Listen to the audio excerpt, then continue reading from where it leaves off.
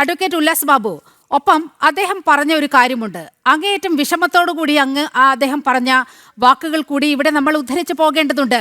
വലിയ വിഷമമാണ്. നമ്മൾ എന്ത് ചെയ്തു എന്നുള്ളത് നമ്മുടെ ആളുകളെ ബോധ്യപ്പെടുത്തേണ്ടി വരിക എന്നത് വളരെ സങ്കടകരമായ വിഷമം പിടിച്ച ഒരു കാര്യമാണ്. നമ്മൾക്കുണ്ടായ നഷ്ടം, നമ്മൾ എന്ത് ചെയ്തു എന്ന് ഒരു ശത്രുക്കൾ ചോദിച്ചാൽ നമുക്ക് അതിന് മറുപടി പറയാം. പക്ഷേ സ്വന്തം ആളുകൾ ഇങ്ങനെ സംശയദൃഷ്ടിയോടെ നോക്കിക്കാണുന്നതിലെ വലിയ സങ്കടം പങ്കുവെച്ചുകൊണ്ടാണ് അദ്ദേഹം ഈ ഓപ്പറേഷൻ സിന്ദൂറിനെ കുറിച്ചുള്ള ആ ദൗത്യം പൂർത്തീകരിച്ചതിലുള്ള ചില കാര്യങ്ങളൊക്കെ പുറത്തു പറഞ്ഞത്. അഡ്വക്കേറ്റ് ഉല്ലാസ് ബാബു.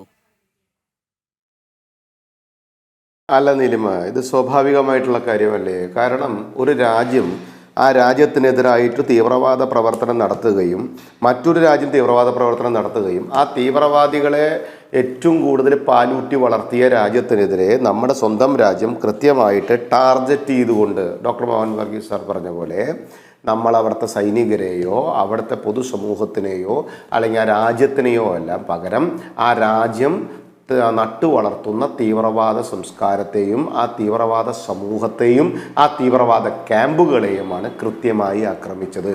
അത് ആക്രമിച്ച് ലക്ഷ്യം കണ്ട് തീവ്രവാദത്തിനെതിരായിട്ടുള്ള ഭാരതമെടുത്ത സ്റ്റാൻഡ് പൊതുസമൂഹത്തിനെ അറിയിക്കുന്നതോടൊപ്പം തന്നെ മറ്റ് രാജ്യങ്ങളിൽ കൂടി കൃത്യമായി അറിയിക്കുന്ന സമയത്ത് പോലും അതിനോട് അസഹിഷ്ണുത കാണിച്ച പാർട്ടിയാണ് കോൺഗ്രസ്. അപ്പം അവനവൻ്റെ രാജ്യം വിജയിച്ച് ഈ ലോകരാജ്യങ്ങൾക്ക് മുമ്പിൽ ഏറ്റവും വളർന്നു മുന്നോട്ട് പോകുന്ന സമയത്ത് അവനവൻ്റെ രാജ്യത്തെ ഉൾക്കൊള്ളാനും രാജ്യത്തിൻ്റെ വിജയത്തെ അംഗീകരിച്ചുകൊണ്ട് അതിനെ പരിപൂർണമായി ആഘോഷിക്കുകയും ചെയ്യുന്ന ഒരു വ്യക്തി ആയിരിക്കണം ജനാധിപത്യ രാജ്യത്തെ പ്രതിപക്ഷത്തിൻ്റെ നേതൃസ്ഥാനത്തിരിക്കേണ്ടത്. കഷ്ടകാലം കൊണ്ട് ഇന്ത്യക്ക് അങ്ങനെ ഒരുത്തൻ ഇന്ത്യയുടെ പ്രതിപക്ഷ സ്ഥാനത്തില്ല. സേനാപതി വേണു ആ വ്യക്തിയെക്കുറിച്ച് എനിക്ക് പുച്ഛം തോന്നുന്നു എന്ന് പറയാനുള്ള കാരണം വിഡ്ഢിത്തരങ്ങളുടെ കൂമ്പാരങ്ങളും മണ്ടത്തരങ്ങളുടെ കൂമ്പാരങ്ങളും ഒപ്പം തന്നെ അറിവില്ലായ്മ എന്ന വ്യാജേന ഇതേപോലെയുള്ള ആഗോള തരത്തിലുള്ള കൃത്യമായിട്ടുള്ള ഗൂഢാലോചനയുടെ അടിസ്ഥാനത്തിൽ കാര്യങ്ങൾ പറഞ്ഞുകൊണ്ട് ഭാരതത്തിന് ദോഷകരമായ പ്രവർത്തനം നടത്തുന്ന വ്യക്തിയാണ് അദ്ദേഹം എന്നുള്ളത് കൃത്യമായി അദ്ദേഹത്തിൻ്റെ കുറേ പ്രവർത്തനങ്ങൾ നമ്മൾ പരിശോധിച്ചാൽ മനസ്സിലാകും. നോക്കൂ, എന്തിൻ്റെ അടിസ്ഥാനത്തിലാണ് സേനാപതി വേണോ അംഗീകരിക്കണമെങ്കിൽ അംഗീകരിക്കുക.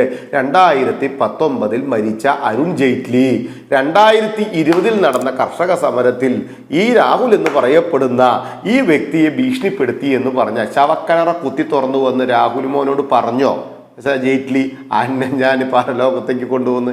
എന്ത് വീട്ടിത്തരാണ് ഇപ്പം എൻ്റെ സേനാപതി പോകണം നിങ്ങളുടെ നേതാവ് പറയണേ. അതേ നേതാവ് കാണിക്കുന്ന പൊട്ടത്തരങ്ങൾ ചെറുതാ.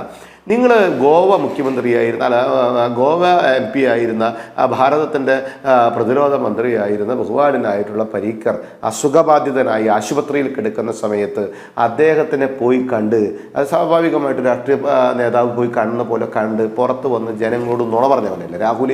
എന്താ പറഞ്ഞത്? റാഫേൽ ഇടപാടുമായി ബന്ധപ്പെട്ട കാര്യങ്ങൾ അദ്ദേഹത്തിന് അറിയുമായിരുന്നില്ല എന്ന് അദ്ദേഹം ഇയാളോട് പറഞ്ഞു എന്ന്. നല്ല വക്കൻ നുണയല്ലേ അയാൾ പറഞ്ഞത്.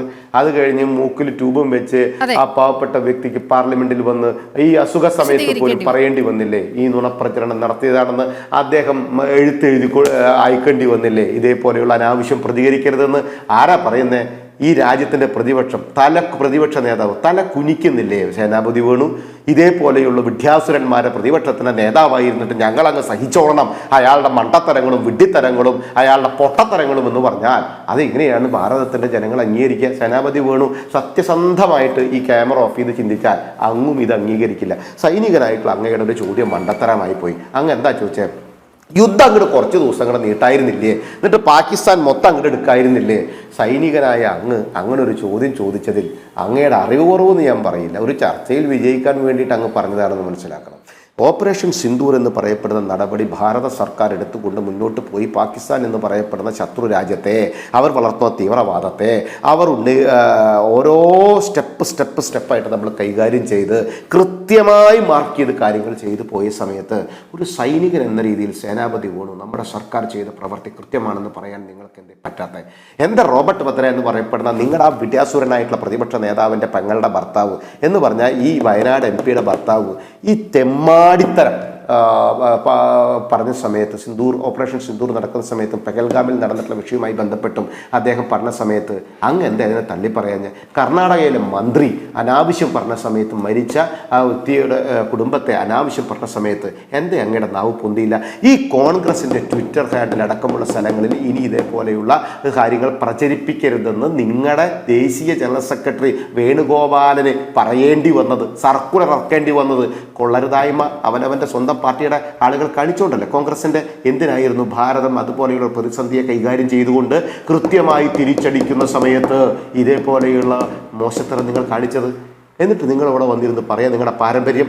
പിന്നെ നിങ്ങളൊരു കാര്യം പറഞ്ഞു, സേനാപതി വേണു, ഞാൻ ചോദിച്ചോട്ടെ, ഇന്ദിരാഗാന്ധിയെക്കുറിച്ചും നെഹ്റുവിനെക്കുറിച്ചും അവരുടെ കഴിവിനെക്കുറിച്ചും പ്രാപ്തിയെക്കുറിച്ചൊക്കെ പറഞ്ഞു. 93,000 സൈനികരെ ഏത് കാലഘട്ടത്തിൽ? ആ കാലഘട്ടത്തിൽ 93,000 എണ്ണത്തിനെ ഇന്ത്യയിലേക്ക് പിടിച്ചു കൊണ്ടുവന്നിട്ട് ഇങ്ങനെ കയറി കൈകാര്യം ചെയ്ത് ഭാരതത്തിൻ്റെ സൈനികരിങ്ങനെ പോകുമ്പോൾ സൈനികനായ സേനാപതി വേണു, സൈനികനായി സേവനം മട്ടിച്ച ദേശീയവാദി, ഭാരതത്തെ സ്നേഹിക്കുന്ന നരേന്ദ്രമോദി കയറ്റിവിട്ടതല്ല ഉല്ലാസ് ബാബു, നരേന്ദ്രമോദി കയറ്റിവിട്ടതല്ല. മണ്ടത്തരം വിളമ്പാതെ ഞാൻ അങ്ങ് പറഞ്ഞു തരാം. അല്ല, ആവേശം ജ്വലിക്കേണ്ട, ഞാൻ പറഞ്ഞു തീർത്തു തരാം. അങ്ങനെ പോയ സമയത്ത് ഷിംല കരാർ എന്ന് പറഞ്ഞൊരു കരാർ ഉണ്ടാക്കി ഇവരെ തിരിച്ചു വിളിച്ചിട്ട് മേഡം കാണിച്ചത് ഭാരതത്തോട് നീതികേടല്ലേ? തിരിച്ചു വിളിച്ച കരാർ ഉണ്ടാക്കിയത് ഭാരതത്തിന് അനുകൂലമായ കരാറായിരുന്നോ?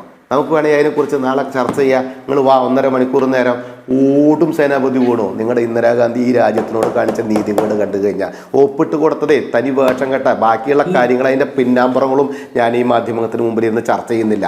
ആ ചരിത്രത്തിലേക്ക് വേണമെങ്കിൽ നമുക്കൊന്ന് പോവാം. അപ്പോഴാണ് നിങ്ങൾക്ക് അതിൻ്റെ നെഹ്റു എന്ന് പറയപ്പെടുന്ന വ്യക്തിയും ഇന്ദിര എന്ന് പറയപ്പെടുന്ന വ്യക്തിയും ഭാരതത്തിനോട് കാണിച്ച നീതികേട് നമുക്ക് കൃത്യമായി മനസ്സിലാക്കുള്ളൂ. പിന്നെ 53 ആളുകൾ നമ്മുടെ അവരുടെ കയ്യിലേക്ക് കൊണ്ടു കൊടുത്തിട്ട് അവരുടെ കയ്യിലിരിക്കുന്നത് അറിയാൻ കഴിഞ്ഞില്ലെന്ന് മിസ്സിംഗ് ആയി പറഞ്ഞെന്ന് മണ്ടത്തരും വങ്കത്തരും വിളിച്ചു പറയാ. ഒരു സൈനികനായി സേവനമനുഷ്ഠിച്ച നിങ്ങൾ 53 പേരുടെ ഇവിടുന്ന് പോയ സമയത്ത് അവരെ കുറിച്ച് അറിയില്ലെന്നാണോ നിങ്ങൾ പറയുന്നത്? അറിയാൻ കഴിവില്ലെന്നാണോ പറയുന്നത്? അങ്ങനെയാണെങ്കിൽ ഇന്ദിര എന്ന് പറയപ്പെടുന്ന ഈ ഭാരതത്തിന്റെ പ്രധാനമന്ത്രിയായിരുന്ന വ്യക്തിക്ക് ഈ നാടിനകത്ത് സൈനികർ നഷ്ടപ്പെട്ടപ്പോൾ അതിന് കൃത്യമായിട്ട് എണ്ണ കഴിവില്ലായിരുന്നെങ്കിൽ, അവരെ തിരിച്ചു മേടിക്കാൻ കഴിവില്ലായിരുന്നെങ്കിൽ, നാട്ടലില്ലായ്മ, അത് എന്നിട്ട് അതിനെക്കുറിച്ച് വീരവാദം പഠിച്ച് അതിനെ ന്യായീകരിക്കുന്നു. നാടകങ്ങളുടെ ന്യായീകരണം. സ്വന്തം രാജ്യത്തെ ജനങ്ങൾ അവരുടെ രാജ്യത്തെ കിട്ടുകൊടുത്ത് 93,000 തിരിച്ചു കൊടുത്ത് മാനവും ഇല്ലാത്ത കഴിവില്ലാത്ത ഈ സമൂഹത്തിനോട് നീതി കാണിച്ചവർക്കെതിരെ ന്യായീകരിക്കുന്നു, അവർക്ക് അനുകൂലമായി സംസാരിക്കുന്നു. എന്നിട്ട് ഒരു തരത്തിലും രാഹുൽ എന്ന് പറയപ്പെടുന്നവന്റെ വർത്തമാനത്തെ ന്യായീകരിച്ചുകൊണ്ട് ഈ സമൂഹത്തിനെതിരായി പ്രവർത്തിക്കുന്ന ശൈലിയെ അംഗീകരിക്കാതെ നിങ്ങൾ ഇങ്ങനെ പ്രവർത്തിക്കുക. ഈ ഭാരതത്തിനെതിരായി രാഹുൽ പറഞ്ഞ സ്റ്റേറ്റ്മെന്റുകൾ 1ഉം 2ഉം ആണോ? ഈ ഭാരതത്തിന് എതിരായിക്കൊണ്ട് ചൈനയ്ക്ക് അനുകൂലമായി സംസാരിച്ചവനല്ലേ രാഹുൽ? ഈ ഭാരതത്തിനെതിരായിക്കൊണ്ട് ഓപ്പറേഷൻ സിന്ദൂറിനെതിരെ സംസാരിച്ചവനല്ലേ രാഹുൽ? ഈ ഭാരതത്തിനെതിരായിക്കൊണ്ട് അന്യരാജ്യങ്ങളിൽ പോയി രാജ്യത്തിനെതിരായി സംസാരിച്ചവന്റെ പേരല്ലേ രാഹുൽ? ആ നാണം കെട്ടവൻ പറഞ്ഞിട്ടുള്ള നുണക്കഥകൾ ഈ രാജ്യത്ത് എത്രയുണ്ട്? കോടതികൾ കൃത്യമായി ഇടപെട്ടുകൊണ്ട് പറഞ്ഞില്ലേ ഉത്തരവാദിത്ത ബോധ്യം ഉണ്ടാകണമെന്ന്? ആ ഉത്തരവാദിത്ത ബോധ്യമില്ലാത്ത പ്രതിപക്ഷ നേതാവിനെ ചുമക്കേണ്ടി വന്ന ഗതികേടുകാരല്ലേ ഞാനും സേനാപതി വേണു അടക്കമുള്ള ആളുകൾ?